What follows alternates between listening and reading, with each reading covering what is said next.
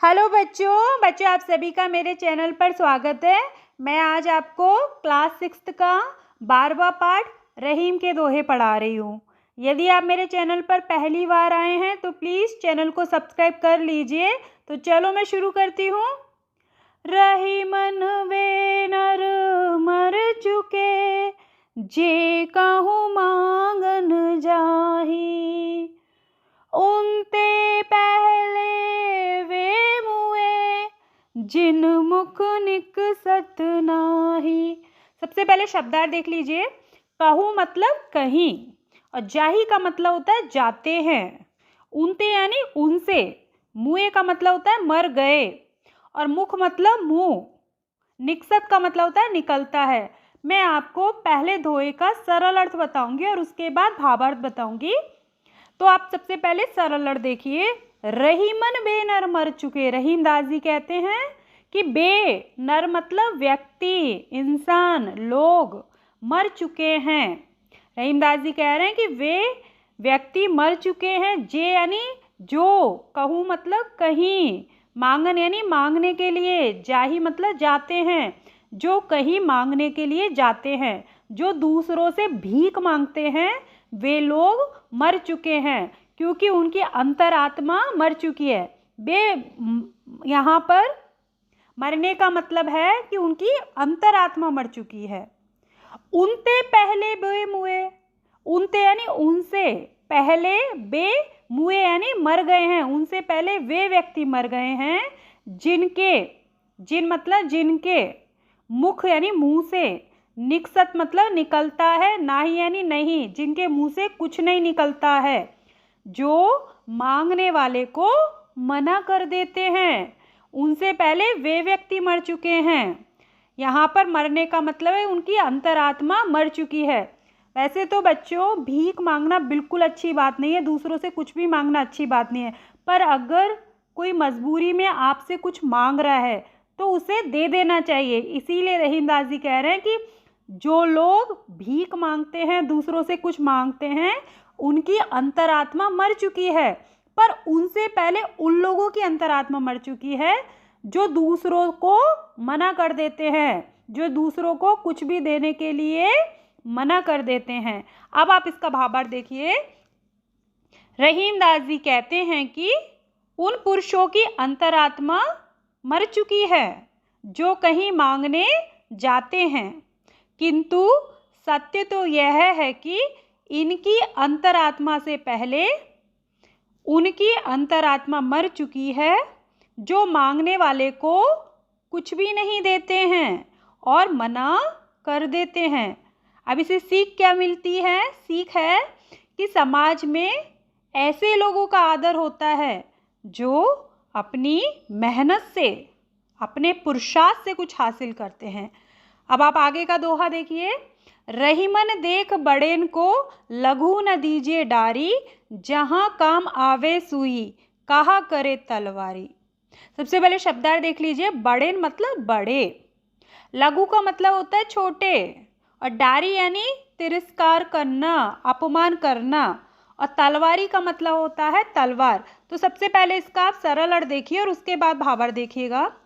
रहीमन देख बड़न को, रहीम दास जी कह रहे हैं कि देख यानी देखकर, बड़े यानी बड़े लोगों को। रहीम दास जी कह रहे हैं कि बड़े लोगों को देखकर, बड़े कौन हैं? जो पैसे वाले लोग हैं, जो धनी लोग हैं, उनको देखकर, लघु यानी छोटों को, न दीजिए यानी मत दीजिए, डारी मतलब अपमान, तिरस्कार, कि छोटों लोगों का अपमान मत कीजिए। यदि आपकी दोस्ती किसी बड़े लोगों से हो जाती है, धनी लोगों से हो जाती है, तो गरीब लोगों का, छोटों लोगों का अपमान नहीं करना चाहिए। अब रहीम दास जी ने इसी बात को एक एग्जाम्पल से समझाया है। उन्होंने सुई और तलवार का एग्जाम्पल दिया है। जहाँ काम आवे सुई, जहाँ पर काम यानी काम आती है सुई, कहा करे तलवारी, वहाँ पर तलवार क्या कर सकती है? तलवारी मतलब तलवार। जहाँ पर सुई काम आती है वहाँ तलवार काम नहीं कर सकती, क्योंकि दोनों का अपना महत्व है। सुई का भी अपना महत्व है और तलवार का भी अपना महत्व है। सुई कपड़े सिलने के लिए काम आती है, वहाँ पर तलवार कुछ नहीं कर सकती, क्योंकि तलवार तो युद्ध में काम आती है। तो दोनों ही चीज़ों की अपनी महत्ता है, सुई की और तलवार की। संसार में हर छोटी और बड़ी वस्तु सबका अपना इम्पोर्टेंस है, कोई किसी से कम नहीं है, इसीलिए सबको बराबर समझना चाहिए। तो अब इसका भावार्थ देखिए। रहीमदास जी कहते हैं कि धनी व्यक्ति के संपर्क में आने पर छोटे लोगों को छोड़ देना उचित नहीं है। जिस प्रकार सुई का काम तलवार नहीं कर सकती, उसी प्रकार जीवन में किसी की भी ज़रूरत पड़ सकती है। इसीलिए हमें किसी भी इंसान को छोटा नहीं समझना चाहिए। इस दोहे के माध्यम से रहीमदास जी समझाना चाहते हैं कि इस संसार में हर छोटी और बड़ी वस्तु का अपना महत्व है। आगे का दोहा देखिए। तरुवर फल नहीं खात है, सरवर पिए ही न पानी, कह रहीम पर काज हित, संपत्ति संचय ही सुजान। सबसे पहले शब्दार्थ देख लीजिए। तरुवर मतलब पेड़, और सरवर का मतलब होता है तालाब, पिए ही का मतलब होता है पीता है, और पर का मतलब होता है दूसरों के, काज का मतलब होता है काम, और हित का मतलब होता है भलाई, संचय यानी इकट्ठा करते हैं, एकत्र करते हैं, और सुजान मतलब विद्वान या सज्जन लोग। ठीक है, तो इस दोहे को समझने से पहले बच्चों आप ये समझ लीजिए कि परोपकार क्या होता है। परोपकार एक अच्छा गुण है, उसका मतलब होता है दूसरों की भलाई करना, दूसरों की सहायता करना। तो इस दोहे में बताया गया है कि पेड़ और तालाब दोनों ही परोपकारी होते हैं, और सज्जन लोग भी परोपकारी होते हैं। तो देखिए, अब सरल अर्थ देखिए। तरुवर मतलब पेड़, फल नहीं, खात यानी खाते हैं। पेड़ अपने फल खुद नहीं खाते हैं, वे हमें ही देते हैं, इसीलिए पेड़ परोपकारी होते हैं। सरोवर मतलब तालाब, पिए यानी पीते हैं, न यानी नहीं, पानी, कि तालाब अपना पानी खुद नहीं पीता है, वो हमें ही देता है। तो ये दोनों परोपकारी हैं, पेड़ और तालाब। आगे का देखिए। कह रहीम पर काज हित, संपत्ति संचय ही सुजान।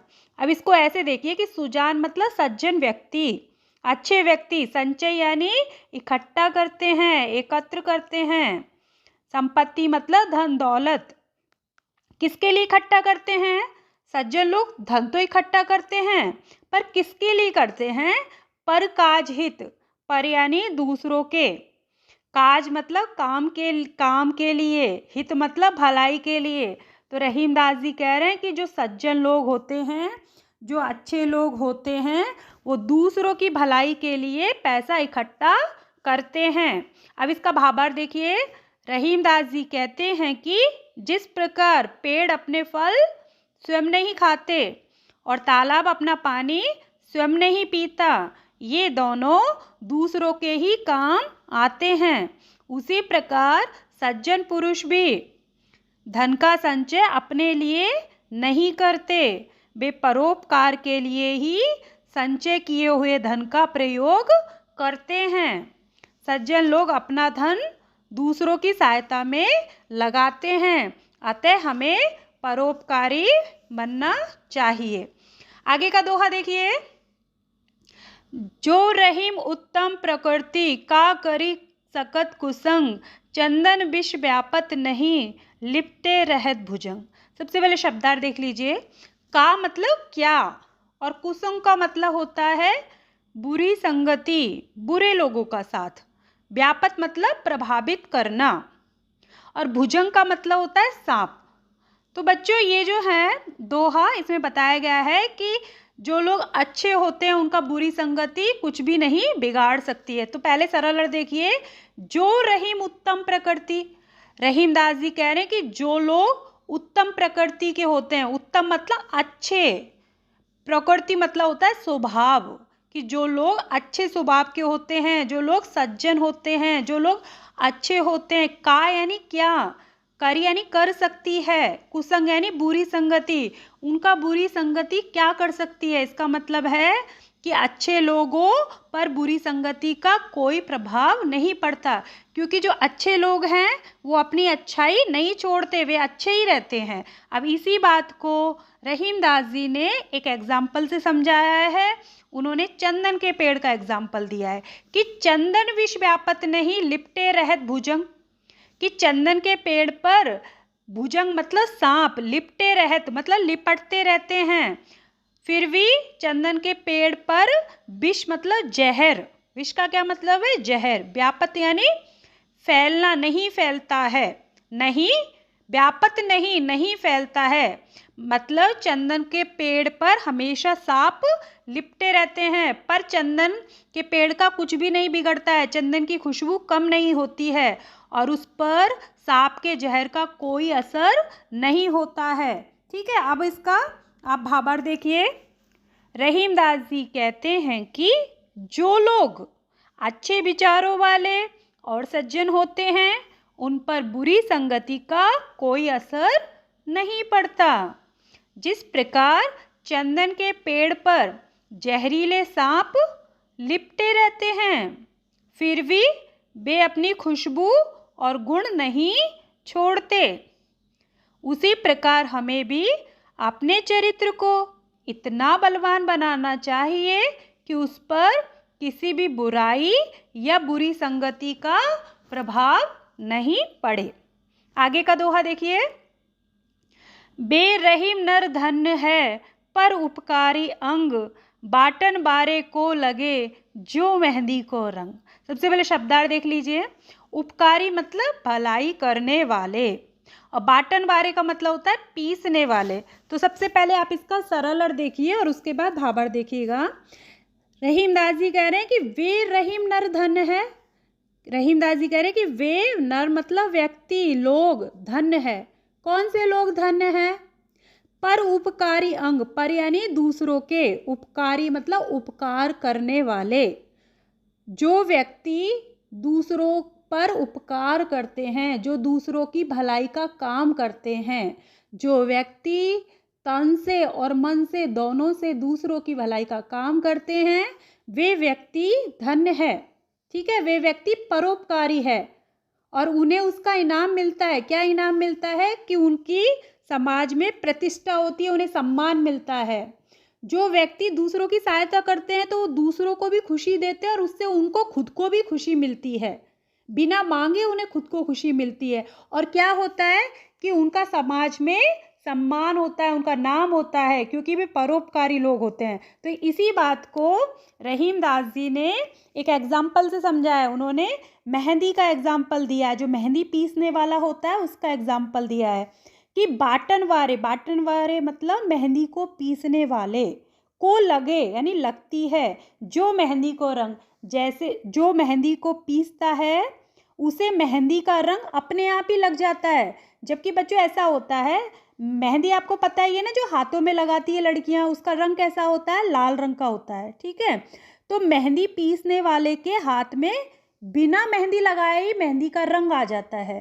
ठीक है, उसी प्रकार जो लोग परोपकारी होते हैं, जो दूसरों की भलाई करते हैं, उनका क्या है? जीवन धन्य हो जाता है, उनका समाज में एक नाम हो जाता है, सम्मान हो जाता है। ठीक है, अब इसका भावार्थ देखिए। रहीम दास जी कहते हैं कि वे लोग धन्य है जो दूसरों की भलाई के लिए काम करते हैं।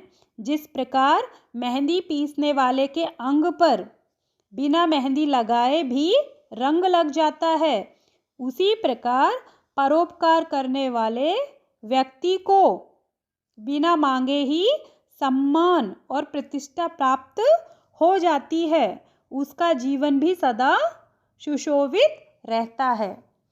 अब ये देखिए दोहा। रहीमन निज मन की व्यथा, मन ही राखो गोए, सुन अठहेले लोग सब, बाटन ले है कोय। शब्दार्थ देख लीजिए। निज मतलब अपने, व्यथा का मतलब होता है दुख और गोए का मतलब होता है छुपाकर, अठिले मतलब मजाक उड़ाना, कोई यानी कोई।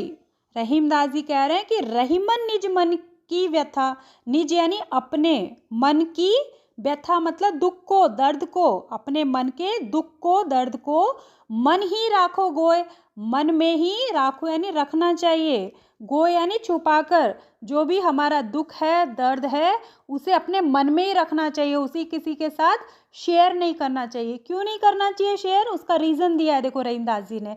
सुन अठी ले है लोग सब, कि सब लोग उसको सुनकर मजाक उड़ाते हैं हमारा। बाटन ले है कोई, बाटन यानी कम करना, ले है कोई, कोई यानी कोई उसको कम नहीं करता है। जब हम अपनी पीड़ा, जब हम अपने दुख को दूसरों के साथ शेयर करते हैं, दूसरों को बताते हैं, तो वो लोग हमारे दुख को कम नहीं करते, बल्कि वो लोग हमारा मजाक उड़ाते हैं। इसीलिए हमें अपने दुख की बात को दूसरों को नहीं बताना चाहिए। अब इसका भावार्थ देखिए, रहीमदास जी कहते हैं कि अपने मन के दुख दर्दों को मन में ही रखना चाहिए, क्योंकि दूसरों के दुखों को सुनकर लोग उसे दूर करने का प्रयास नहीं करते। दुखी व्यक्ति की कोई सहायता नहीं करता, बल्कि लोग उसका मजाक उड़ाते हैं। आशा करती हूँ आपको दोहे समझ में आए होंगे। धन्यवाद।